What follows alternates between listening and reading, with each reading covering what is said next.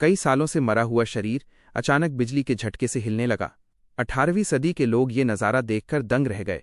किसी ने कभी सोचा भी नहीं था कि मरे हुए इंसान को जिंदा किया जा सकता है। नेता लोगों को यकीन ही नहीं हुआ। उन्हें लगा ये सब कोई चाल है, कोई खिलौना होगा।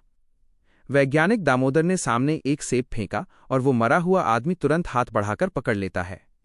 सबके चेहरे पर अविश्वास था। दामोदर ने कहा, अब ये सेब मुझे वापस दो, और वो इंसान बिना कुछ बोले आदेश मान लेता है। इतना सटीक प्रयोग देखकर भी नेता लोगों को ये चमत्कार समझ नहीं आया। उन्होंने दामोदर को रोक दिया। वो मजबूर होकर बिजली काट देता है। शरीर फिर से धीरे धीरे ठंडा होकर मर जाता है। लेकिन भीड़ में बैठे एक बुजुर्ग वैज्ञानिक उसकी मेहनत को पहचान लेते हैं। वो दामोदर को एक लकड़ी का बोर्ड देते हैं जिस पर पूरे मानव तंत्रिका तंत्र का नक्शा बना था। अगर ये जोड़ दोगे, वो बोले, तो आत्मा फिर से लौट आएगी। दामोदर ने नया प्रयोग शुरू किया। इस बार उसने बर्फीले युद्ध मैदान से मजबूत सैनिकों के शरीर के हिस्से इकट्ठे किए।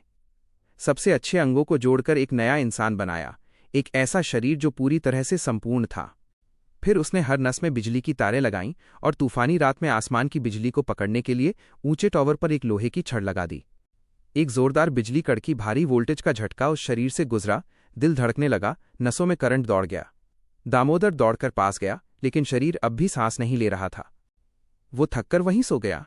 सुबह जब उसकी आंख खुली, वो शरीर उसके सामने खड़ा था। मुस्कुराकर बोला, सुप्रभात मेरे निर्माता।